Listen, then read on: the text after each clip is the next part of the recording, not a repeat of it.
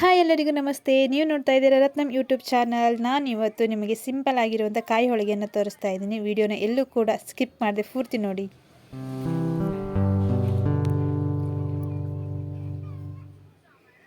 ನಾನಿಲ್ಲಿ ಮೊದಲನೇದಾಗಿ ಪಾತ್ರೆ ತೊಗೊಂಡಿದ್ದೀನಿ. ಹಾಗೆ ಅದಕ್ಕೆ 2 ಕಪ್ಪಷ್ಟು ಮೈದಾ ಹಿಟ್ಟನ್ನು ಹಾಕ್ಕೊಳ್ತಾ ಇದ್ದೀನಿ. 2 ಕಪ್ ಮೈದಾ ಹಿಟ್ಟು, ಅದ್ರ ಜೊತೆಗೆ ಅದೇ ಕಪ್ಪಿನಲ್ಲಿ 3/4 ಭಾಗದಷ್ಟು ಚಿರುಟಿ ರವೆ ತೋರಿಸ್ತೇನೆ. ನೋಡ್ತಾ ಇದ್ದೀರಲ್ಲ, 3/4 ಇದೆ, ಕರೆಕ್ಟಾಗಿ 3/4 ಭಾಗ ಇದೆ. 3/4 ಭಾಗದಷ್ಟು ಚಿರುಟಿ ರವೆ ಹಾಕ್ಕೊಂಡಿದ್ದನ್ನು ಚೆನ್ನಾಗಿ ಮಿಕ್ಸ್ ಮಾಡ್ಕೊಳ್ಳುವ ಒಂದ್ಸರಿ ಕೈಯಲ್ಲೆಯ. ಹಾಗೆ ನಾನಿಲ್ಲಿ ಒಂದು ಸ್ವಲ್ಪ ನೀರನ್ನು ತಗೊಂಡು ಅದಕ್ಕೆ ಉಪ್ಪನ್ನು ಮಿಕ್ಸ್ ಮಾಡಿ ಇಟ್ಕೊಂಡಿದ್ದೆ. ಸ್ವಲ್ಪ ನೀರಿಗೆ, ನೋಡ್ತಾ ಇದ್ದಾರೆ, ಇಷ್ಟೇ ನೀರಿಗೆ ಉಪ್ಪನ್ನು ಮಿಕ್ಸ್ ಮಾಡಿ ಇಟ್ಕೊಂಡಿದ್ದೆ ಒಂದ್ಸರಿ. ಹಾಗೆ ಅದಾದಮೇಲೆ ನಿಧಾನವಾಗಿ ನಮಗೆ ಎಷ್ಟು ಬೇಕೋ ಅಷ್ಟು ನೀರನ್ನು ನಿಧಾನವಾಗಿ ಹಾಕ್ಕೊಳ್ತಾ ಹೋಗುವ. ಇದು ತೀರಾ ಗಟ್ಟಿಯಾಗೂ ಅಲ್ಲ, ತೀರಾ ತೆಳ್ಳಗೂ ಅಲ್ಲ. ತೋರಿಸ್ತೇನೆ. ಸ್ವಲ್ಪ ಮೃದು ಇರಬೇಕಿದು, ಕೈಗೆ ಅಂಟುವ ರೀತಿಯಲ್ಲೇ ಕಲಿಸ್ಕೊಳ್ಬೇಕು. ನೋಡ್ತಾ ಇದ್ದಾರೆ, ಈ ಥರ ಕೈಗೆ ಅಂಟಬೇಕು. ಹಾಗೆ ಸ್ವಲ್ಪ ಎಣ್ಣೆ ಹಾಕ್ಕೊಳ್ವ. ಎಣ್ಣೆ ಹಾಕ್ಕೊಂಡು ಚೆನ್ನಾಗಿ ನಾದ್ಕೊಳ್ವ. ಇಲ್ಲಿ ಚಿರುಟಿ ರವೆ ಹಾಕಿದ್ರಿಂದ ಸ್ವಲ್ಪ ನೀರಿನ ಅಂಶ ಜಾಸ್ತಿ ಬೇಕಾಗತ್ತೆ, ಯಾಕೆಂದರೆ ಪಟ್ಟಂತ ಅದು ಗಟ್ಟಿಯಾಗಿಬಿಡುತ್ತೆ. ಹಾಗಾಗಿ ನೀರನ್ನು ತುಂಬ ಹೀರ್ಕೊಳ್ಳುತ್ತೆ ಅದು.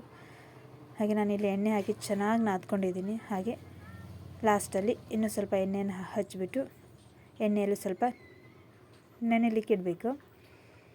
ಏನಿಲ್ಲ ಅಂದರೆ 1 ಅವರ್ ನೆನೆಲಿಕ್ಕೆ ಇಡಲೇಬೇಕು, ಚೆನ್ನಾಗಿ ಬರುತ್ತೆ ಅದು. ಹಾಗೆ ನಾನಿಲ್ಲಿ ಒಂದು ಒಣ ಕೊಬ್ಬರಿಯನ್ನು ತಗೊಂಡಿದ್ದೀನಿ. ಪೂರ್ತಿಯಾಗಿ ಇರುವ ಒಂದು ಒಣ ಕೊಬ್ಬರಿಯನ್ನು ತಗೊಂಡಿದ್ದೀನಿ. ಹಾಗೆ ಸ್ವಲ್ಪ ಬೆಲ್ಲ, ಅಂದರೆ ತುರಿದಿಟ್ಕೊಂಡಿರುವಂಥ ಬೆಲ್ಲ, ಒಣ ಕೊಬ್ಬರಿ ಸ್ವಲ್ಪ, ಹಾಗೆ ಬೆಲ್ಲ ಸ್ವಲ್ಪನ ನಾನಿಲ್ಲಿ ಎರಡನ್ನು ಮಿಕ್ಸಿಗೆ ಹಾಕ್ಕೊಳ್ತಾ ಇದ್ದೀನಿ. ಹಾಗೆ ಅದ್ರ ಜೊತೆಗೆ ಇಲ್ಲಿ ಸ್ವಲ್ಪ ಬೆಲ್ಲ ತಗೊಂಡು ಸ್ವಲ್ಪ ನೀರು ಹಾಕ್ಕೊಂಡು ಬೆಲ್ಲವನ್ನು ಕರಗಿಸ್ಕೊಳ್ತಾ ಇದ್ದೀನಿ. ಇಲ್ಲಿ ಪಾಕ ಮಾಡ್ತಾಯಿಲ್ಲ ನಾನಿಲ್ಲಿ. ಮೇನಾಗಿ ಇದನ್ನೇ ನೀವು ಸರಿಯಾಗಿ ನೋಡ್ಕೊಳ್ಬೇಕು. ನಾನಿಲ್ಲಿ ಪಾಕ ತೆಕ್ಕೊಳ್ತಾ ಇಲ್ಲ, ಈ ಬೆಲ್ಲವನ್ನು ಕರಗಿಸ್ಕೊಳ್ತಾ ಇದ್ದೀನಿ. ಹಾಗೆ ಇಲ್ಲಿ ಕೊಬ್ಬರಿ ರುಬ್ಬಿದಾಗಿದೆ. ಇದು ನಾನೊಂದು ಪಾತ್ರೆಯಲ್ಲಿ ಹಾಕ್ಕೊತಾ ಇದ್ದೀನಿ. ನೋಡ್ತಾ ಇದ್ದೀರಲ್ಲ, ಇಷ್ಟು ತರಿಯಾಗಿ ಬಂದರೆ ಸಾಕು.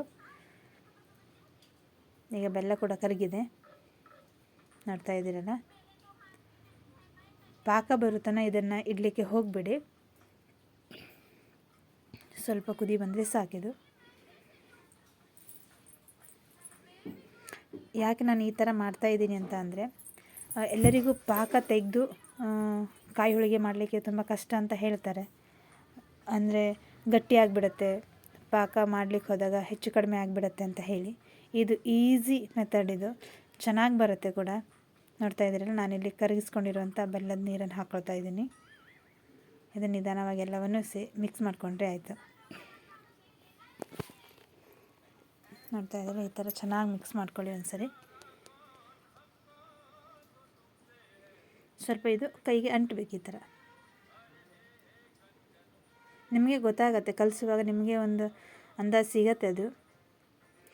ಯಾರಿಗೂ ಕೂಡ ಬರದೇ ಇದ್ದವರು ಕೂಡ, ನಾನಿನ್ನೂ ಹೋಳಿಗೆನ ಟ್ರೈಯೇ ಮಾಡಿಲ್ಲ ಅನ್ನೋರು ಕೂಡ ಈ ಥರ ಮಾಡ್ಕೊಳ್ಬೋದು. ನಿಜವಾಗ್ಲೂ ತುಂಬ ಚೆನ್ನಾಗಿ ಬರುತ್ತೆ.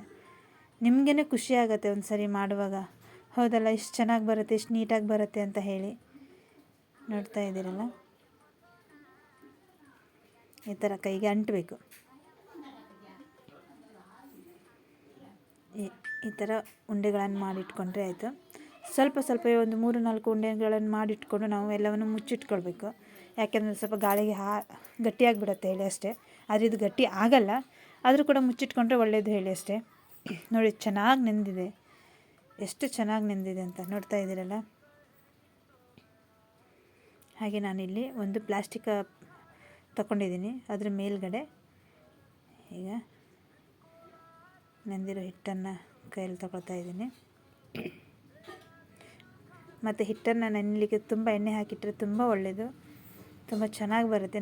ಕೈಯಲ್ಲಿ ನಮಗೆ ಪ್ರೆಸ್ ಮಾಡಲಿಕ್ಕೆ ತುಂಬ ಚೆನ್ನಾಗಿ ಅನಿಸುತ್ತೆ. ನೋಡ್ತಾ ಇದ್ದೀರ, ನಿಧಾನವಾಗಿ ಈ ಥರ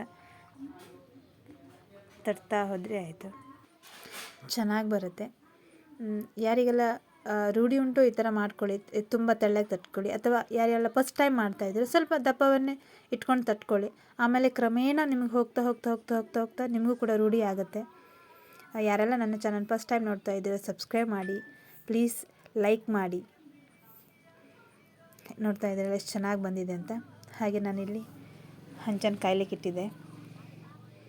ಸ್ವಲ್ಪ ಅದ್ರ ಮೇಲ್ಗಡೆ ತುಪ್ಪವನ್ನು ಹಾಕ್ತಾಯಿದ್ದೀನಿ. ನೋಡಿ, ನಿಧಾನವಾಗಿ ತೆಕ್ಕೊಂಡು ಹಾಕ್ಕೊಳ್ಬೇಕು. ನಾವೇನು ಅಡಿಗಡೆ ಪ್ಲಾಸ್ಟಿಕ್ ಇಟ್ಕೊಂಡು ತಟ್ಟಿದ್ದೀವಲ್ಲ, ಅದನ್ನು ತೆಗಿವಾಗ ಕೂಡ ಸ್ವಲ್ಪ ನಿಧಾನವಾಗಿ ತೆಕ್ಕೊಂಡ್ರೆ ಎಲ್ಲೂ ಕೂಡ ಡ್ಯಾಮೇಜ್ ಆಗಲ್ಲ, ಅಂದರೆ ಕಿತ್ತೋಗಲ್ಲ ಹೇಳಿ. ನಿಧಾನವಾಗಿ ತಿರುಗಿಸ್ಕೊಳ್ಳಿ. ನೋಡ್ತಾ ಇದ್ದೀರಲ್ಲ ಎಷ್ಟು ಚೆನ್ನಾಗಿ ಬರ್ತಾಯಿದೆ ಅಂತ ಹೇಳಿ. ಪಾಕ ತೆಗಿದೇನೆ ಹೋಳಿಗೆ ಮಾಡ್ಬೋದು ಅಂತ, ಕಾಯಿ ಹೋಳಿಗೆ ತುಂಬ ಚೆನ್ನಾಗಿ ಬರುತ್ತೆ.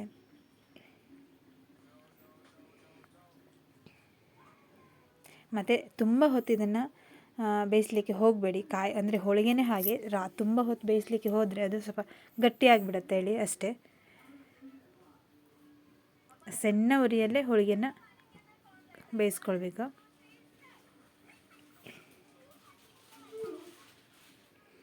ನೋಡ್ತಾ ಇದ್ದೀರಲ್ಲ, ನೋಡಿ ಎಷ್ಟು ಚೆನ್ನಾಗಿ ಉಬ್ಬುತ್ತಾ ಇದೆ. ಇದು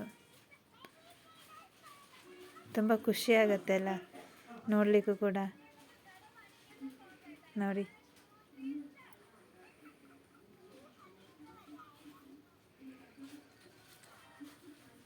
ಇದಾಗಿದೆ. ಈಗ ತೆಕ್ಕೊಳ್ವ ಈಗ ನಾವು ಇದನ್ನು. ನೋಡಿ ಆಗಿದೆ, ಕಾಯಿ ಹೋಳಿಗೆ ರೆಡಿ. ತುಪ್ಪದ ಜೊತೆಗೆ ತಿಂದರೆ ತುಂಬ ಚೆನ್ನಾಗಿರುತ್ತೆ. ಯಾರಿಗೆಲ್ಲ ಈ ರೆಸಿಪಿ ಇಷ್ಟ ಆಯಿತು ದಯವಿಟ್ಟು ಕಮೆಂಟ್ ಮಾಡಿ, ಶೇರ್ ಮಾಡಿ. Thank you.